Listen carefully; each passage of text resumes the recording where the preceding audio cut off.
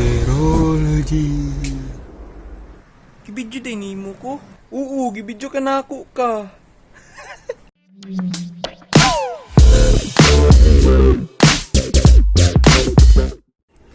Hi, I'm Christian Belmarie from BMLS 3C.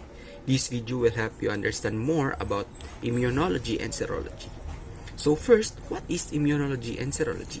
So, let me explain.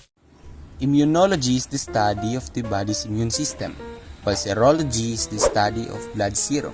Serum is the clear fluid that separates when blood clots.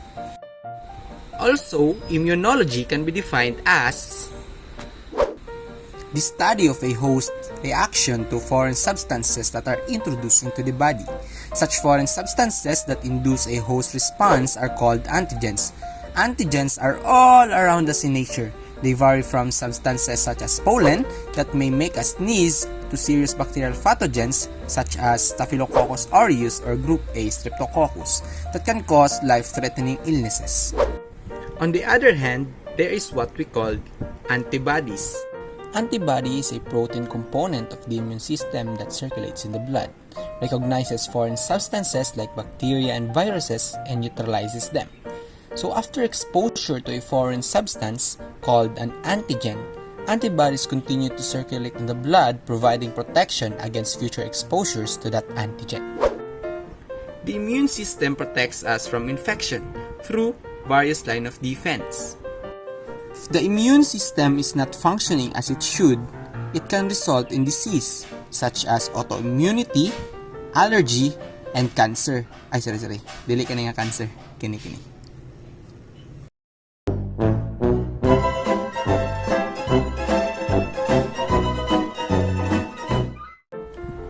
We humans are protected by two systems of immunity. First, the innate immune system, and next is the adaptive immune system. Innate or natural immunity is the individual's ability to resist infection by means of normally present body functions. Innate defenses are considered non-adaptive or non-specific and are the same for all pathogens or foreign substances to which one is exposed.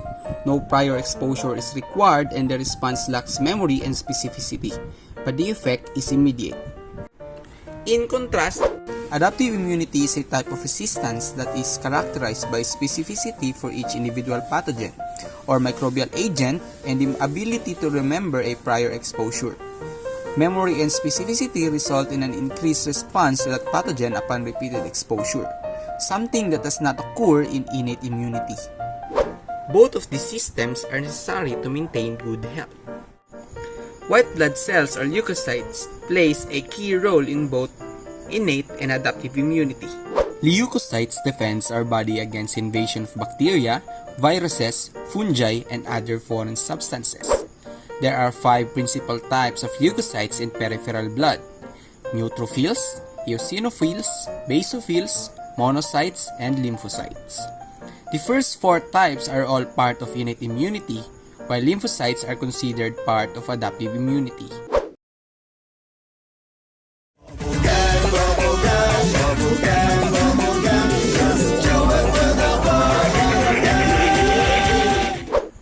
Knock knock. Who's there? MHC. MHC who? Kay magtiwala sapagkat ngayong gabi ako ang mahiwagang MHC.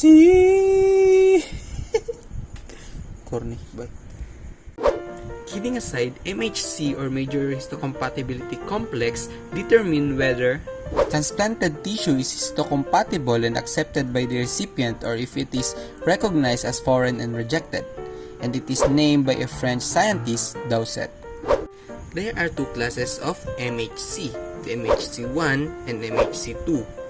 Class 1 MHC molecules are expressed on all nucleated cells. Although Class 1 MHC molecules are expressed on all nucleated cells, levels of expression can vary among various cell types.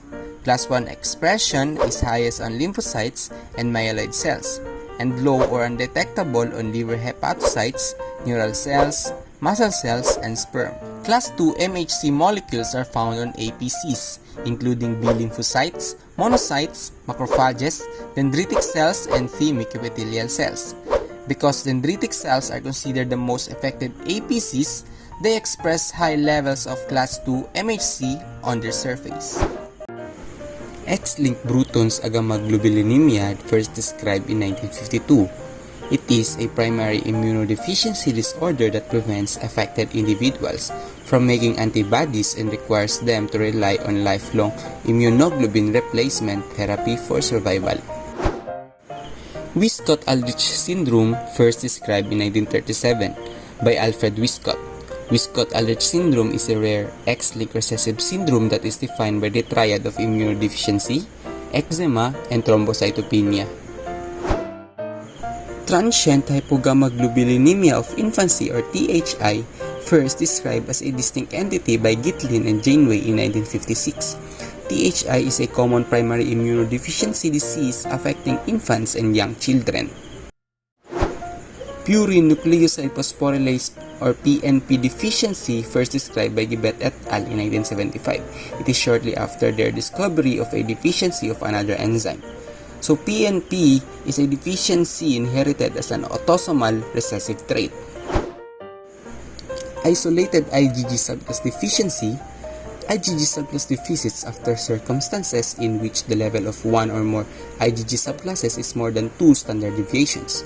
IgG subclass deficiency only impacts IgG subclasses, typically IgG2 or IgG3, whereas total IgG and IgM immunoglobulins as well as other immune system components are normal. IgE deficiency was first identified by Graeber and Williams in 1952. IgA deficiency is the most common immunodeficiency characterized by a decreased amount of serum IgA and a concomitant lack of secretory IgA. The George syndrome was initially characterized in 1968 as a primary immunodeficiency. It is a well-known genetic disorder because of the variations in the clinical features that may be seen. Common variable immunodeficiency.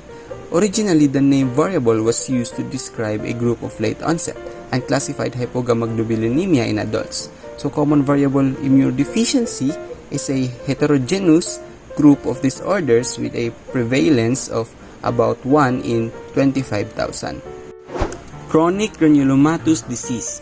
This condition was first described in 1954 by Dr. Charles Janeway, who reported 5 cases of the disease in children.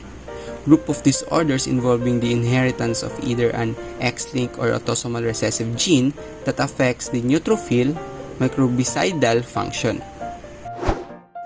Ataxia-telangiectasia was initially proposed by Boder and Sedgwick in 1957.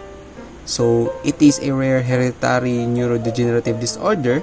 Ataxia and telangiectasia are the hallmarks of the disease. Systemic lupus erythematosus was established in 1971. So, systemic lupus erythematosus is defined as a systemic autoimmune disease with multi-system involvement and is associated with significant morbidity and mortality. Rheumatoid arthritis. Augustine Jacob recognized rheumatoid arthritis from the year 1800s. The prevalence of arthritis increases significantly with age. Females are more likely than males to suffer from arthritis. Myasthenia gravis. It was first recognized by Thomas Willis during the 17th century. Myasthenia gravis is an autoimmune condition affecting the neuromuscular junction, characterized by skeletal muscle weakness and fatigability. Multiple sclerosis. August 4, 1421 was the earliest description of multiple sclerosis recorded in Holland.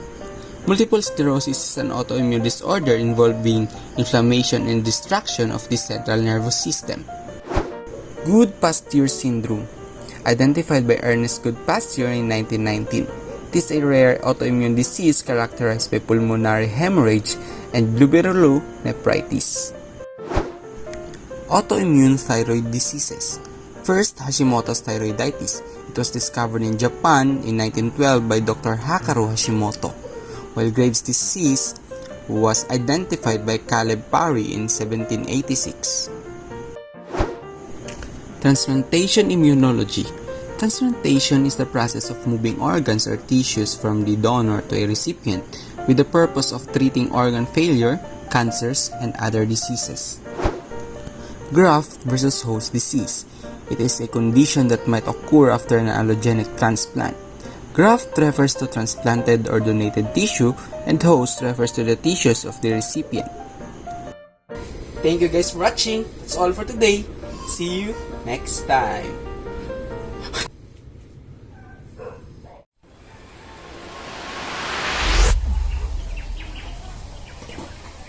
Apa yang boleh